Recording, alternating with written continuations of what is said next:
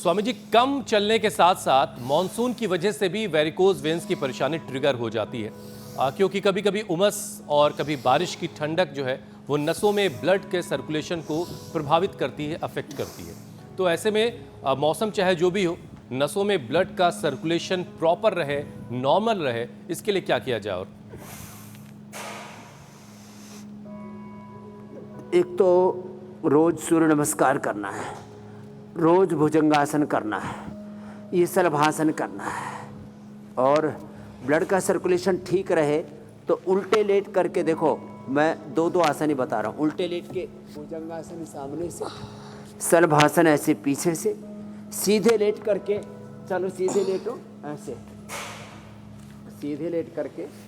एक तो जो पूरा भी ना हो तो ये अर्धा हलासन, इतना जरूर कर। और फिर जिनसे बन पाए तो फिर तो उनसे हम मरकटासन भी करा देते हैं। मरकटासन के 4 अभ्यास हैं। एक अभ्यास तो देखो ये, फिर दूसरा अभ्यास देखो ये, ऐसे ऐसे ऐसे, फिर इतना भी ना हो पाए तो फिर ऐसे, ये घुटने पंजों में फासला, और ऐसे, फिर एक है ये ऐसे। तो ये कम से कम ये अर्धा हलासन और ये मरकटासन, ये जो रोज कर लेंगे ना तो फिर ये प्रॉब्लम होगी ही नहीं। और इधर तो कठिन कठिन आसन करने में हमारी लक्ष्मी बहन जी और नीता जी और इधर हमारे महादेव जी लगे हुए। भाई देखो ये एडवांस योग तो वही करना जिनका शरीर साथ दे रहा हो। बाकी सहज योगी मरकटासन और ये अर्ध हलासन तो मैंने बताया ही। और जो पूरा कर सके तो सर्वांगासन और हलासन पूरा कर ले तो फिर कभी ज़िंदगी में वेरिकोज वेन्स की प्रॉब्लम होगी ही नहीं। एक आसन को 1-2 मिनट से लेके ऐसे 5 मिनट तक करवा देते हैं। और मरकटासन के साथ ही पवन मुक्त आसन। वात प्रकोपित होने से ये वेरिकोज वेन्स की प्रॉब्लम होती है। वात की फैमिली के 100 से ज़्यादा रोग है। ये जो वेरिकोज वेन्स है, ट्राइजेमिनल न्यूरोलॉजिया है, फिर ये फाइब्रोमाइल्जिया है, और फिर ये ऐसे ही पैर उठता ही नहीं, ऐसे बहुत बहुत तरह की दिक्कतें आती है।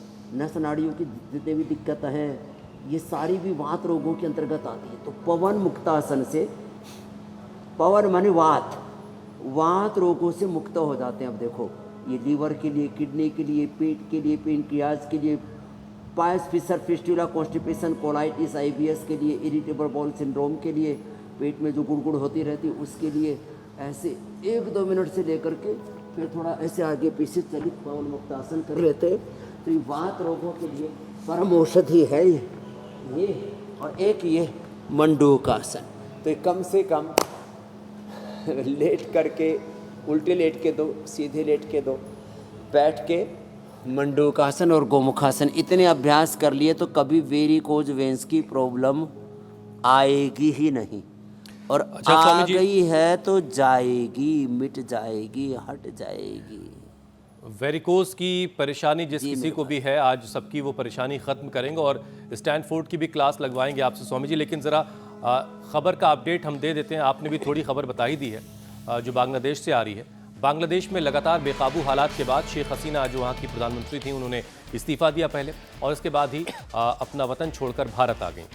वो इस वक्त गाज़ियाबाद में इंडियन एयरबेस में गरुड़ कमांडोज की सुरक्षा में है।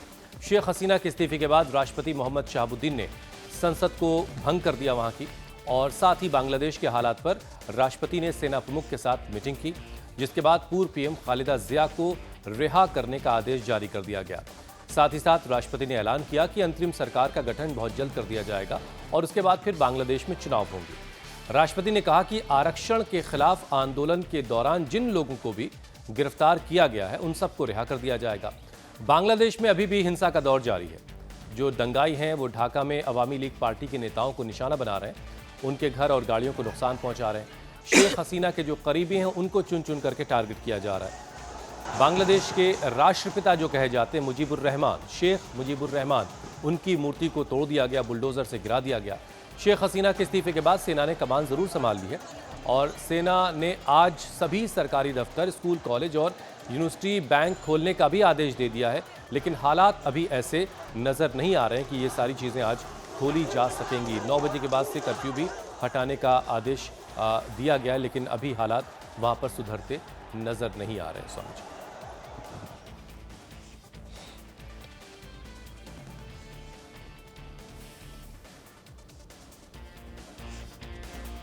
स्वामी जी, एक लंबे समय तक सत्ता योग करने के बाद इस तरह से भागना पड़ा उनको कि हमने लिखा एक थी हसीना।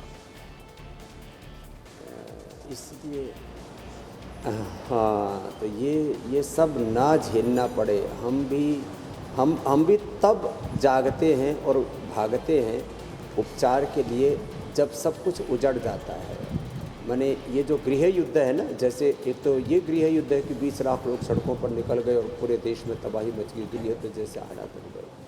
हमारे भीतर भी ये गृह युद्ध है, ये लीवर, हमारी ये किडनी, हमारा ये पेनक्रियाज, हमारा लंग हार्ट, हमारा ब्रेन, हमारा नर्वस सिस्टम, हमारी नस नाड़ियाँ, अंदर से जब तहस नहस हो जाता है सब कुछ, तब हम जागते हैं और फिर भागते हैं कि अब चलो, अब तो इंडिया टीवी देखें, अब तो योग करें। इसलिए हम कहते हैं वक्त रहते ही हम योग के रास्ते पर अपने आप को डाल लें। योग से जुड़े, आयुर्वेद से जुड़े, जड़ी बूटियों से जुड़े, वो जो छोटी छोटी होम रेमेडीज़ हम बताते हैं। अब बताओ, सुबह उठ करके कोई मेथी पानी पी ले, सुबह उठ करके मेथी दाना ही खा ले 1 चम्मच, तो ज़िंदगी में कभी वेरिकोज नहीं होगी। छोटे छोटे 10 उपाय बताता हूँ। सुबह उठ करके मेथी का पानी पी लिया और मेथी अंकुरित है उसको 1 चम्मच दाना खा। सुबह उठ करके लहसुन का प्रयोग कर लिया, कोलेस्ट्रॉल की प्रॉब्लम नहीं होगी, हार्ट की प्रॉब्लम नहीं होगी, वात रोग भी नहीं होंगे, इम्यूनिटी भी अच्छी रहेगी और वेरिकोज में इसकी प्रॉब्लम नहीं होगी। सुबह उठ करके हल्दी, मेथी, सौंठ, ये वात रोगों के लिए तो बताते हैं, ये वेरिकोज वेंस के लिए भी है। वेरिकोज वेंस के लिए भी हल्दी, मेथी, सौंठ का पाउडर खा लिया सुबह सुबह, 1 फांकी मार ली। पुनर्नवा, ये अंदर की सूजन, स्वेलिंग, नस नाड़ियों की सूजन, इसके लिए परम औषधि है। पुनर्नवादि मंडूर या पुनर्ग्रिट या पुनर्नवा का काढ़ा पी लिया सुबह सुबह, या दशमूल का काढ़ा ही पी लिया। चाय कॉफ़ी से अपना गला फूकते रहते हैं। मैं कहता हूँ चाय है, ये कॉफ़ी है, मैदा वाले बिस्किट है, ये तमाम तरह के कोल्ड ड्रिंक, सॉफ्ट ड्रिंक उल्टा पुल्टा खाते पीते। दशमूल का काढ़ा पी लो ना, ज़िंदगी में कभी भी माताओं बहनों को पीरियड की दिक्कत नहीं होगी, कभी वात रोग नहीं होगा, कभी वेरिकोज वेंस की प्रॉब्लम नहीं होगी। सुबह उठ करके एक बार थोड़ा सीधे चल लो, थोड़े बैक वॉक कर लो, कभी ज़िंदगी में ये वेरिकोज वेंस की प्रॉब्लम नहीं होगी। और एक बार सुबह उठ करके ये मंडूकासन, गोमुखासन में 2 आसन बैठ के बता रहा था और 2 प्राणायाम बताता हूँ मैं रोज़। एक कपालभाति।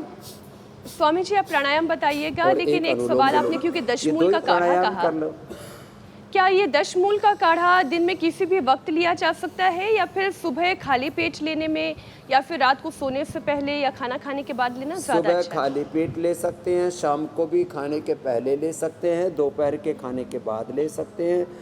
दशमूलारिष्ट तो लिया ही जाता है वो, उसमें क्योंकि थोड़ा सा अल्कोहल भी होता है, इसका एसिडिक होता है वो, तो खाने के बाद ही लिया जाता है। तो दशमूल का काढ़ा खाली पेट खाने के बाद कभी भी लिया जा सकता है, इसमें कोई दिक्कत नहीं है।